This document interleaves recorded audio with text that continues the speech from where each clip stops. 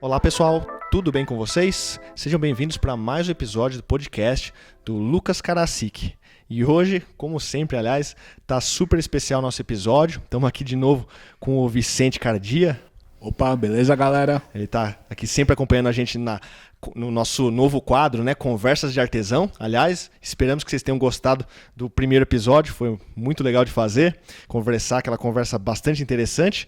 E dessa vez temos ainda outro convidado mais especial ainda, que é o Diogo Pereira, Diogo Mondini Pereira. Isso aí. Oi, pessoal, tudo bem? Então, o Diogo, ele é arquiteto urbanista, formado pela Faculdade de Arquitetura e Urbanismo da USP e mestre em arquitetura pela mesma instituição. Ele é da minha turma da Faculdade de Arquitetura ali da USP e a gente sempre trocou muita ideia durante todo o curso, durante os 5 anos ali de FAO, 6 anos, né, praticamente. E depois eu também iniciei um mestrado que eu não concluí e o Diogo foi além. Ele concluiu o mestrado esse ano agora e falou justamente de um tema que uma parte, pelo menos, da dissertação de mestrado dele fala de uma questão que é muito pertinente e tem tudo a ver com a conversa de hoje, que é modernismo e pós-moderno, né? E a nossa questão é a seguinte: o que a gente vai debater aqui, qual é a questão que a gente vai levantar aqui e vai começar a explorar, né, nessa conversa de artesão aqui. O que é o moderno, o que é o pós-moderno, quais as diferenças, principalmente nas áreas onde nós mais atuamos, que é arquitetura, urbanismo, cerâmica, artes plásticas, no caso do Vicente, e luteria também, por que não, né? No meu caso. Então a gente vai falar então sobre o que é moderno, o que é pós-moderno, como é que é, quais são as distinções entre esses diferentes movimentos, sejam eles considerados movimentos também, e quais são essas diferenças que, principalmente no Brasil, são muito pouco exploradas. No Brasil a gente costuma falar quase que sempre em termos de modernismo, de moderno, né? Essa arquitetura é moderna, isso aqui é moderno, o pós-moderno é quase nunca explorado, mas a gente sabe que o que a gente pratica já de uns bons anos para cá, né? Pelo menos da década de 70, aí 80 em diante, já é pós-moderno pelo menos, para não dizer contemporâneo, né? Para não dizer algo mais lato sensu contemporâneo, né? Então, o que é isso, né, Diogo? Você quer começar falando um pouco disso? Fala do seu trabalho também, da sua dissertação de mestrado. A minha dissertação foi sobre as estações rodoviárias no Brasil, né, uma arquitetura dos anos 1960 e 70, e que era, na minha investigação, o final do modernismo no Brasil, né, e foi o tema aí, como você falou, que eu cheguei a explorar. E as provocações que você colocou são bem pertinentes, né? Esse seu convite, né, surgiu de uma conversa assim, o que é afinal o pós-moderno, né?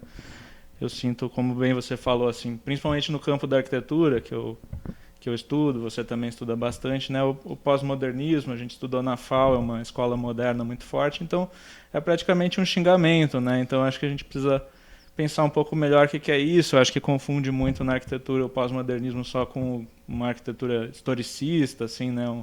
Que diria neoclássico, mas sim, não é bem referências isso, né? estéticas, isso. Até mesmo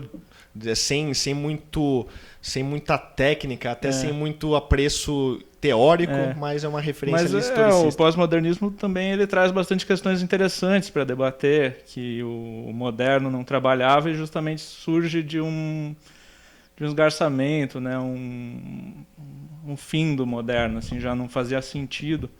E já começa a surgir depois da Segunda Guerra, né? Quando eles percebem que todo aquele ideal, aquela vontade de industrialização levou a uma guerra morticínio, né? Então faz repensar e pensar outras coisas em termos estéticos, principalmente, que eu acho que é uma coisa boa para a gente conversar, né? Maravilha, já deu para entender que a gente tem muito o que falar nessa prosa aqui, nessas conversas de artesão. E, evidentemente, a gente sempre começa, assim como começamos outro episódio, dando algumas definições simples, né, de dicionários, que eu acho que é um bom começo para qualquer conversa ou para qualquer tema, né, mais complexo, né? Então vamos iniciar aqui num dicionário Aurélio mesmo, da língua portuguesa. Vamos definir o que é moderno, né? Segundo o dicionário, moderno. Primeira definição, dos tempos atuais ou mais próximos do nosso. Recente. Segunda definição, atual, odierno. Terceira definição, que está na moda, né? Veja só. ainda no mesmo dicionário, temos também o verbete modernismo. Primeira definição, preferência pelo que é moderno.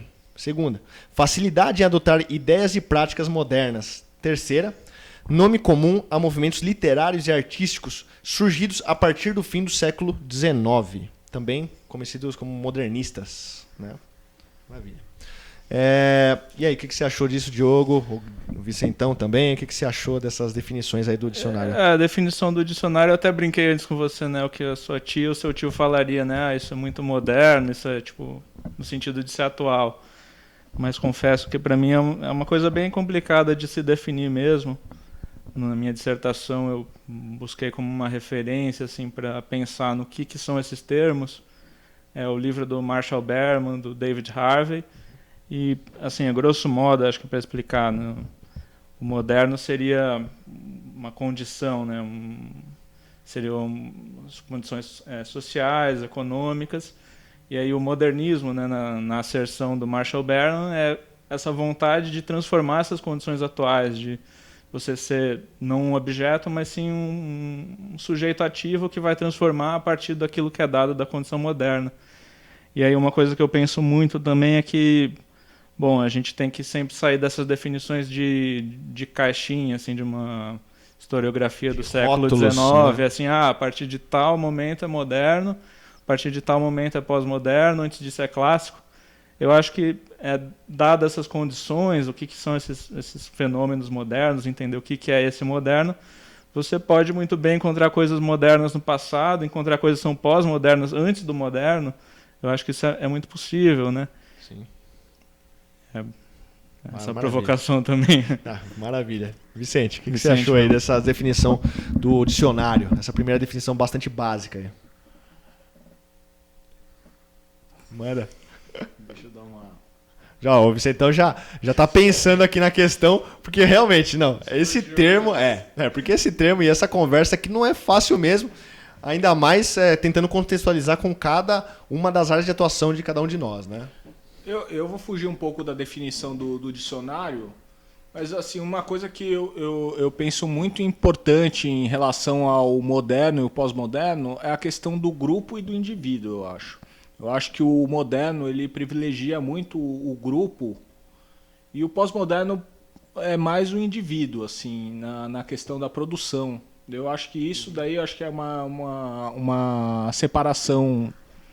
E assim, se você for pensar em moderno, quando fala dessa coisa do moderno, que nem o Diogo falou, eu penso muito eu não penso numa coisa atual, mas toda vez que fala moderno, para mim, eu lembro daquela feira de Paris de 1910, do Duchamp, que quando construíram a Torre Eiffel. Para mim é uma grande referência esse período assim das vanguardas, né? Que é o que fala aqui, justamente aqui, né? Aquilo que rompe com a tradição, ali vem a vanguarda, né? Aquilo que que não tem precedente histórico anterior, assim, alguma coisa pelo menos. Eu acho que talvez nova. O ineditismo, né? O moderno como inédito. Como novo. Eu acho que essa coisa do romper com a academia também. Eu acho que isso, maravilha. Eu acho que no campo da arte, realmente, como o Vicente falou, o modernismo ele surge para tentar romper aquilo que era a tradição, como está bem colocado no dicionário, né? E tentar dar um significado para aquele tempo atual, né? Você falou do Duchamp, ele pega uma roda de bicicleta e transforma aquilo em arte, porque aquilo é um produto industrial da época dele, né? Sim. Eu acho que dá para definir também o que é o pessoal começar a entender um pouco melhor, pode ser que tem alguém que não entende tanto do assunto, né? Para a arquitetura, eu acho que o moderno, o que exprime bem o moderno na arquitetura, o movimento moderno, é a questão de forma e função, né? Ele surge muito bem na arquitetura nesse período, no começo do século XX, entre guerras, e surge de várias tentativas, né? De um desapego com a arquitetura clássica e tentar criar algo novo. E na arquitetura surge como um fim do ornamento, uma arquitetura que tenta ser mais funcional, mais racionalizada também. Racionalizada e tenta exprimir a condição do tempo, de uma segunda revolução industrial, Fordismo, Taylorismo, e dessa vontade de transformação. Então são aquelas arquiteturas meio etéreas, brancas, sobre pilotis, né? Esse é o moderno, propriamente dito, né? A forma seguindo função, acho que seria a definição mais clássica, assim, que chega mais mais perto disso. Até fiz uma brincadeira com você para talvez puxar a luthieria, né? Para mim o violão, a guitarra espanhola é um instrumento moderno, porque aquela forma dela, ela não tem nenhum... Não tem um barroquismo, como diria o mestre Artigas, o grande arquiteto. Não tem barroquismo, ela serve para seguir aquela função de fazer aquele determinado som. Sim. Talvez você possa falar também um pouco no campo da luthieria, como é que entra isso. Muito bem lembrado, Diogo, que aliás foi o início da nossa conversa sobre esse tema antes de vir aqui para o episódio. Foi justamente a questão do violão, né? Que o violão como objeto já moderno mesmo, né? Até no período já é, de fato, né? O violão espanhol, o violão clássico, o violão de nylon, como muita gente fala também, ele surgiu com essa feição pelas mãos do artesão Antônio de Torres Jurado, lá em Granada, na Espanha, 1830, 1800, quer dizer, primeira metade do século XIX. Então já é um período, de fato, onde o modernismo já estava ali, presente, pelo menos os ideais modernos aí já estavam começando a fervilhar, que depois viriam a se tornar as vanguardas. Isso, a Espanha foi um importante centro moderno, né? Acho que na arte, na arquitetura, como você bem colocou, na luthieria. Sem dúvida, na luthieria é típico mesmo. A Espanha é um polo até hoje, né? Obviamente isso irradiou para o mundo inteiro. O violão ele foi apropriado por outras culturas, por outros países, né? E hoje é construído, mas ainda assim com essa feição, porque é uma feição justamente forma-função, como você bem definiu. Ela é uma feição que quase não tem barroquismo, né? O violão, pelo menos o violão erudito, aí, esse violão clássico, ele tem uma feição que privilegia o som, privilegia a busca pelo som mais perfeito, com maior sustentação sonora, maior clareza, e a ornamentação é realmente mínima, perto de muitos outros instrumentos, que tem uma série de ornamentações muito maiores ali. Né? Excelente, excelente. Então, continuando com isso, aí, com esse tema, vamos agora para uma questão mais filosófica, já que a gente começou essa prosa a partir do dicionário do português, como já é tradicional agora, no nosso segundo episódio, vamos para o dicionário básico de filosofia dos autores Hilton Jappiaçu e Danilo Marcondes. Né? E aqui nós temos, olha que interessante, o verbete modernismo, né? E o que é modernismo? Segundo o dicionário aqui, na primeira definição, é a doutrina que defende a renovação do pensamento, a ideia de progresso e a ruptura com a tradição. Veja só, a gente já falou disso um pouco, né? Do inédito, né? E temos também, nessa mesma verbete de modernismo, contextualizar um pouco a questão do Brasil, a terceira definição aqui que fala a seguinte: no pensamento brasileiro é um movimento representado pela Semana de Arte Moderna de 22, né, realizada em São Paulo. Né? Interessante também. Ainda temos também o verbete moderno, né? Como seria então enquadrado o verbete moderno aqui? Do latim tardio, modernos, né? Recentemente, agora mesmo, né? Primeira definição: termo que se opõe a clássico, tradicional. De novo, essa oposição aí, né, com o que é pregresso. Né? Considera-se que, do ponto de vista histórico, a filosofia moderna inicia-se com Descartes e Francis Bacon, caracterizando-se por sua ruptura com o pensamento medieval, sobretudo com a escolástica. O pensamento moderno valoriza o indivíduo, olha só, a consciência, a subjetividade, a experiência e a atividade crítica, em oposição às instituições, à hierarquia, ao sistema e à aceitação dos dogmas e verdades estabelecidas que caracterizam a ordem social medieval e o pensamento escolástico. A segunda definição aqui fala um pouco da questão mercantilista, né? Desenvolvimento da economia mercantilista, o descobrimento do novo mundo, e já foge um pouco do nosso escopo.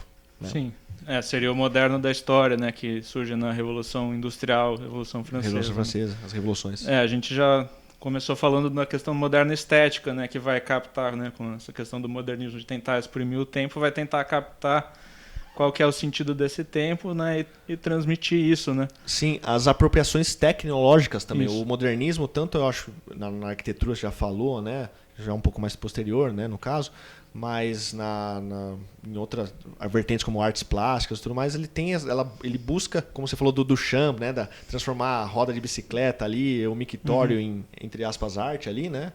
É uma apropriação técnica, né, da época ali, vamos apropriar um objeto industrial, Sim, objeto técnico ali daquele período. Né? É bastante literal, né, do Duchamp. Vou deixar o Vicente falar mais sobre o campo dele. Maravilha. Eu acho que é importante também salientar nesse tema que a gente está abordando agora, do pós-moderno, principalmente nas artes plásticas, o delegar da praxis. Então você passa a ter só a ideia e o produto não tem tanta importância do artista fazer por ele. Pode ser uma equipe, pode ser mesmo uma empresa que faz. Como os grandes, sei lá, se você pega os grandes artistas de hoje, eles são umas empresas, assim, umas fábricas mesmo. Então que o cara tem a ideia e uma equipe executa. Então não tem mais essa coisa do ateliê, do pintor ou do escultor que está lá. Eu acho que já é mais a chave do Duchamp, eu acho. O Duchamp, eu acho que já expressa um pouco do pós-moderno, de certa forma. Sem dúvida. O começo do modernismo. Como eu falei, são coisas que se misturam e é bem difícil de colocar, né? O Duchamp, muito antes do apogeu do modernismo, já era um pouco pós-moderno, né? Então acho que vale a pena falar já o que é esse pós-moderno, né? Que claro, surge desse... A gente já está tangenciando demais o pós-moderno. Desse fim do moderno, então uma certa descrença assim, em todos esses potenciais que estavam colocados de transformação dessas vanguardas. E aí são vários questionamentos e voltam outras ideias de estética e tudo mais. Como eu coloquei, o que é mais famoso na arquitetura são essas arquiteturas historicistas que tentam imitar coisas do passado, mas de uma maneira meio que irônica. Né? Bastante livre também, por vezes. Mas de uma certa forma elas tensionam, né? Fazem questionamentos muito interessantes. Sim. E já talvez também em contraposição, já sem aquele purismo modernista. Sim. Modernismo, vamos pensar em uma forma, ou pelo menos uma estética ou uma escola mais purista, né? Eu acho que após o pós-guerra, isso é no campo da arquitetura, nas artes em geral, isso é muito latente, assim, que vai começando, já não é mais aquela forma etérea, branca, então eles já começam, os arquitetos, a explorar outras coisas, tem essa arquitetura que é dita brutalista, né, que ela mostra os materiais aparentes, ela tem essa forma que puxa para uma estética do sublime, né? Sim. Uma coisa que já não tem uma explicação tão racional, né? Então, o próprio Le Corbusier ele abandona essas ideias de uma explicação racional da beleza e tal, e ele escreve um texto que o nosso professor Arthur ele traduziu, né, que diz que a arquitetura ela é indizível, não tem como explicar o que é essa experiência, eu diria a arte em si. E aí, puxando de novo para a sua luthieria, né? Sim. Eu falei para você também da guitarra elétrica, ela surge justamente no pós-guerra, eu imagino, você vai falar melhor, né? Uhum.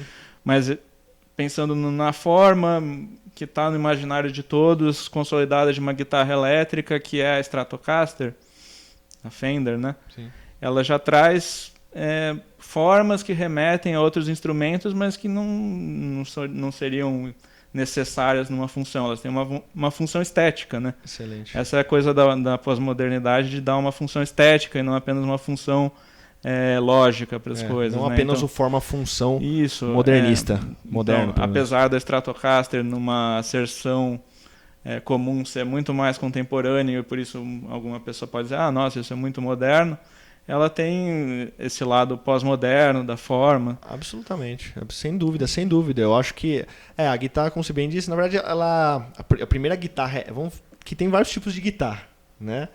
O próprio violão em outros países é chamado de guitarra, né? Só no Brasil que é chamado de violão. Mas a guitarra elétrica, ela surge na verdade, no período entre guerras. A guitarra elétrica. A guitarra elétrica de corpo sólido, que é a Telecaster, a primeira delas, a primeira guitarra construída em série na indústria com corpo sólido, é a Telecaster, né? É final do década de 40. Na verdade, final não, perdão. 1941, 42 ali, veja só. Então a gente já está ali no finalzinho. Já podemos tratar como pós-guerra praticamente, sem dúvida. E ela, de fato, a guitarra ela é bastante pós-moderna já. Bastante pós-moderna. Ela já tem tanto que a Stratocaster, como você falou, da Fender, né, a própria Telecaster, ela já busca inspiração nos automóveis, né, na forma dos automóveis da época, mistura, claro, com aquele acinturado do violão, que é essencial, vamos dizer assim, para a ergonomia do instrumento, para que se apoie ele no seu corpo, mas para além disso, o instrumento ele é uma folha em branco, né? É um projeto totalmente novo e que foi apropriado de forma, entre aspas, pós-moderna, de uma forma muito mais livre do que uma forma assim, pensar, não, vamos ser bastante forma-função aqui, vamos ser bastante purista com relação a isso. Não tem que ser só o essencial. Só o essencial em termos de guitarra, talvez na década de 70 ali o Gittler, né? O Alan Gittler, o que é o designer israelense, que fez a Gittler Guitar, que é uma guitarra pensada para ser o mínimo necessário para ser um instrumento. Uma guitarra de corpo tubular em aço, metálico, ela é praticamente só o que seria a escala e o braço ali, super fina, um perfil metálico super leve. E aquilo sim, eu acho que é o mais próximo do que a gente tem de que seria uma guitarra necessária, do que é o necessário para se ter uma guitarra. Para além disso, é o barroquismo, é a imaginação, é o imaginário do que se pensa sobre um instrumento para tocar num palco, na mão de um guitarrista, de uma guitarrista, né? Eu acho que de fato você foi muito feliz nesse comentário do pós-modernismo na guitarra. Sim, na arquitetura, né, como eu falei já algumas vezes da arquitetura historicista, para alguém que tenha curiosidade do que é isso, um filme que tem bastante da questão do pós-moderno, Show de Truman, que eu assisti recentemente outra vez, que é um filme muito bom, né? Sem dúvida. Toda a arquitetura daquele lugar, né, que é um cenário feito para o Truman, é uma arquitetura pós-moderna historicista. Perfeito. É um filme que ele está bem no final desse historicismo, é bacana, ele coloca já essa questão que vai dominar aí o contemporâneo, que são os reality shows, né? É um filme bem bacana, eu acho que é bom para quem está curioso assim no pós-moderno, mas não é apenas isso, né? Eu acho que o brutalismo na arquitetura ele também tem o seu pé no pós-moderno, como a gente falou. Sem dúvida. A arquitetura high-tech, né? Essas arquiteturas cheias de Funcionalismo, tecnologias, né? elas também são fugas desse moderno etéreo lá, essa fórmula de um moderno, e são interpretações individuais, né? Eu vou passar de novo para o Vicente, que ele começou falando sobre o individualismo e tal. Eu acho que realmente o pós-moderno ele põe meio que em xeque essas questões de grandes interpretações, de mudanças sociais grandes, e começa a tratar mais de pequenas mudanças, né? Mudanças mais no indivíduo. Assim, acho que talvez o campo da arte tenha explorado mais, principalmente no Brasil, do que o campo da arquitetura, como a gente falou, é pouco explorado, né? Eu acho que no meio da arte, eu acho que tem discussões até hoje do que seria o moderno, do que seria o pós-moderno. Acho que não tem uma definição pura, assim, começa aqui, termina aqui, ou coisas do gênero, assim. O que eu acho que já dentro do modernismo já existia alguns starts de elementos do pós-moderno, assim. E uma coisa que eu acho que é muito ligado, acho que ao modernismo, nessa coisa que eu estava falando do grupo versus o indivíduo, eu acho que é a relação até do grupo ligado a posturas políticas até. Então, vanguardas que apoiavam tanto a direita quanto a esquerda, futurismo ou surrealismo, etc. Versus hoje que é cada um por si, não tem mais essa coisa do grupo que você tem que seguir um código de regras e que não pode fugir muito das regras. Eu acho que hoje é mais livre. Só que, por outro lado, também eu acho que tem a questão da tecnologia também, da influência da tecnologia sobre os trabalhos e sobre os indivíduos também. Sim, é aquela questão também da tecnologia, até para comunicação dos trabalhos e como é que isso gera uma dialógica do que o que está sendo feito, está sendo postado, está sendo mostrado, alimenta também a pessoa que está fazendo. Então, esse pós-moderno que nós vivemos, o contemporâneo, ele é cheio de interfaces, justamente o que a gente está praticando aqui tem muita influência do que está sendo feito no resto do mundo, que a gente vê através das redes, né? Então está sendo sempre tendo esse tipo de movimento assim, né? Eu acho que no campo da cerâmica, por exemplo, eu acho que teve durante o período moderno, você teve uma geração que viveu esse período do entre guerras. E eu acho que tinha uma busca, uma popularização das técnicas antigas mesmo, medievais, do Oriente. Então você tem o Shoji Hamada ou a família Litt, que divulgou bastante. E eu acho que hoje já tem Hoje é a aplicação dessas técnicas individuais. Assim, cada um pegou literatura e começou a ler, explorar e desenvolver a seu modo. Assim, Hoje é menos escola.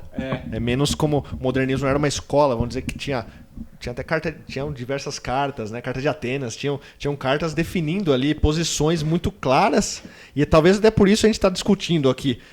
Onde começa o pós-moderno? Porque o pós-moderno não tem as cartas, não tem essas definições tão claras como o moderno tinha como movimento. Não, né? Exatamente. O pós-moderno, como o próprio termo define, ele é qualquer coisa após o moderno, né? Então ele não tem um formato, apesar na arquitetura acharem muito que o prédio dito neoclássico é pós-moderno. Eu estou falando do prédio aqueles de apartamento que parece ser clássico, é um pós-moderno historicista, né? Mas eu acho interessante agora que o Vicente falou da cerâmica, né? Você faz a própria luthieria.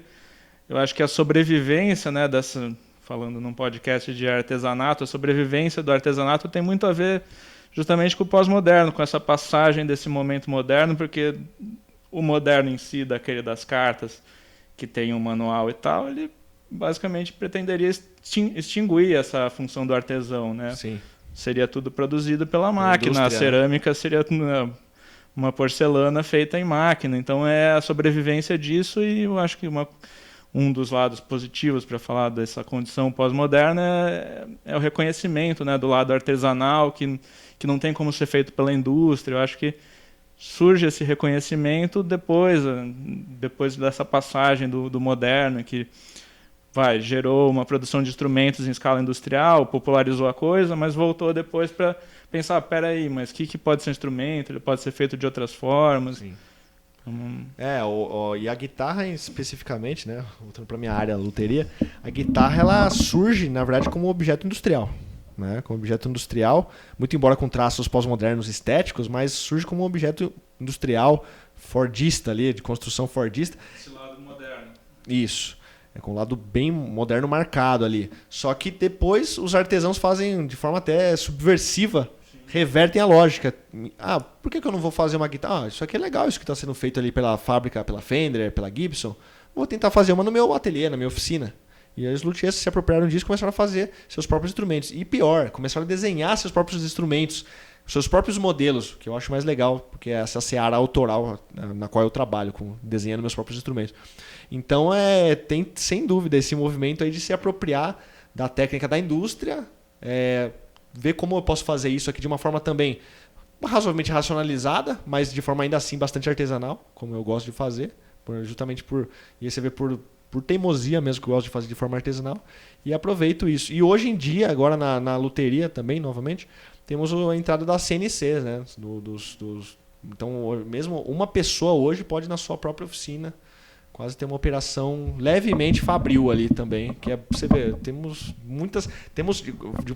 uma forma muito fragmentada, como o Harvey falava, né, que a pós-moderna, essa condição pós-moderna é muito fragmentária, né? Sim, exatamente. Eu acho que é um pouco do porquê nesse tempo, apesar de você ter algo de moderno, é difícil colocar como moderno, porque as condições do moderno já não estão mais, né? Você não vai ter uma linha de produção fordista, mas como você falou, tem automação que está colocando outros paradigmas na indústria, e os artistas, os artesãos, os arquitetos, eles estão pensando formas para, nesse sentido, tentar interpretar essas coisas, de que maneira isso pode ser absorvido, como você falou, né?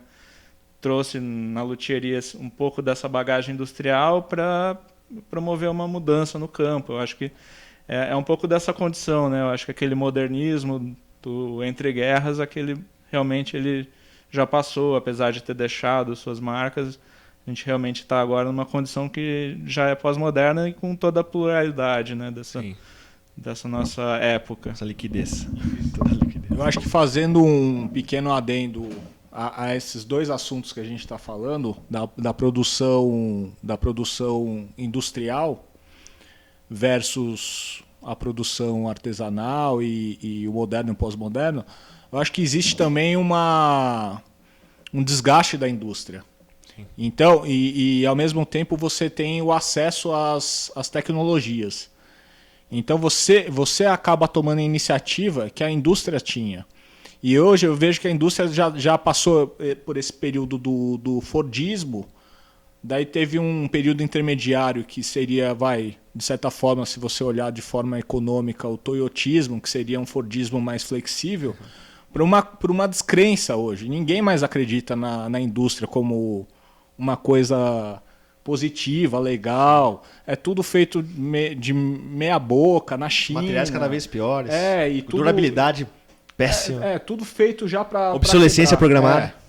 Então, eu acho que isso também fez com que o acesso e o acesso à divulgação do seu trabalho. Sim. A democracia da divulgação. Resgate da qualidade também, né? Sim, eu acho que tudo isso acaba sendo uma síntese também do que é o pós-moderno, assim, não. Um resgate da qualidade, no sentido também o resgate da busca pela afetividade do artesão também, você poder saber quem está fazendo ali, né, ter essa afetividade na relação com o artesão também, eu acho importante. Tem um objeto que é único, né, que não é uma exclusivo. Coisa de linha de montagem. Exclusividade é importante.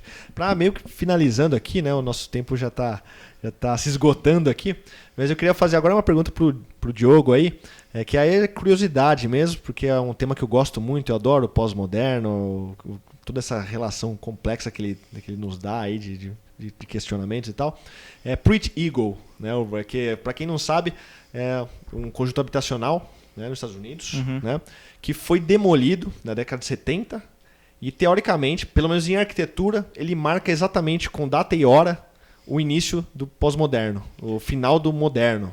Então o que você acha disso, da arquitetura ter uma data e hora para ter acabado o modernismo ali e se iniciado o pós-moderno? A posição da arquitetura ela é privilegiada nesse sentido, tanto o David Harvey, que já foi citado aqui, escreveu o livro A Condição Pós-Moderna, recomendo a leitura. Sim. Ele coloca que a arquitetura estava à frente, né? Ela foi a primeira a captar essa mudança, né, da condição social, econômica e tudo mais.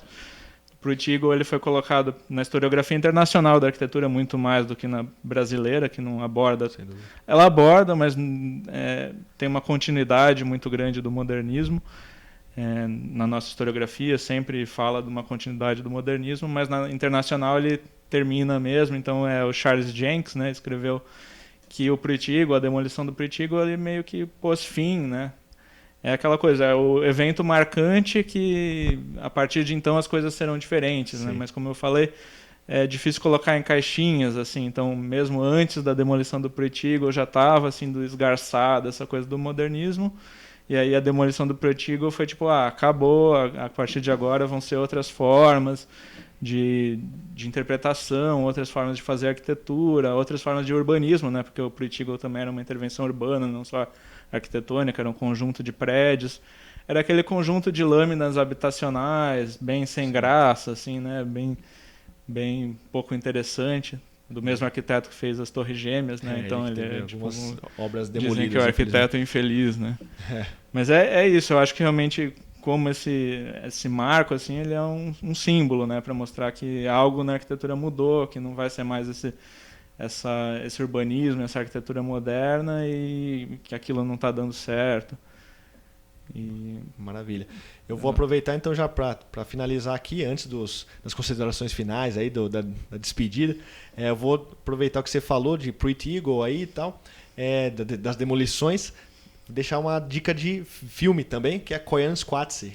Sim, muito. Bastante. Tem as cenas, né? Tem as cenas aí, não, e é um filme que eu considero assim bastante, dá um ideal pós-moderno através das imagens ali, do que é essa pós-modernidade acelerada, a aceleração é muito bem exemplificada ali naquele vídeo, e mostra Pretty Eagle, a demolição de Pretty Eagle, mostra também a demolição do edifício Mendes Caldeira, onde é a atual Praça da Sé. Sim. Né? É um filme muito interessante. Sim, e também coloca uma outra questão bastante pós-moderna, que hoje ela é ubíqua, né, que todo mundo tem na ponta da língua, que é a ecologia. Isso surge justamente de questionar o que a indústria, que a industrialização está causando. Isso é um questionamento pós-moderno, justamente. Sim, que surge com a viagem espacial, isso. Quando a gente vê a Terra pela primeira vez Sim. de fora, né? Não, várias questões que são muito atuais, a ecologia, o feminismo, movimentos de minorias, eles surgem justamente de questionar qual que é o papel dessas pessoas que não estão sendo levadas em consideração pelo moderno. Eu acho que tem esses lados positivos. Eu acho que é algo muito importante a ser estudado e pensado, né, quando fala do pós-moderno. Maravilha. Então, para finalizar aqui, eu quero agradecer a participação do Diogo Mondini Pereira aqui. Muito obrigado pelo convite. Maravilha. Quer deixar algum contato aí? Falar um pouco sobre o seu trabalho? Agora eu sou um arquiteto, né, urbanista, fiz a minha pesquisa de mestrado e estou tentando entrar no doutorado aí para continuar a minha vida como pesquisador. Carreira acadêmica. Maravilha. Isso. Vicente, muito obrigado também novamente por sua participação. Beleza, e mais uma vez, se tiver alguém que discorde com a gente, venha discutir aqui. Aqui a gente quer outras visões também, Sim, a gente quer antagônicas, de preferência. Maravilha, legal. Então, pessoal, agradeço a participação de todos aqui. Espero que vocês tenham gostado desse episódio. Não se esqueça, né? Curta aí, deixe seu comentário. Você também pode assistir e ouvir no meu canal do YouTube, youtube.com/caraciguitar. Você vai ter muitos outros vídeos lá também para assistir. E não esqueça de seguir o Instagram do Vicente, que é @VicenteCardia, e o Instagram da Caraci Guitars, @CaraciGuitars. Então, muito obrigado, pessoal, e até a próxima.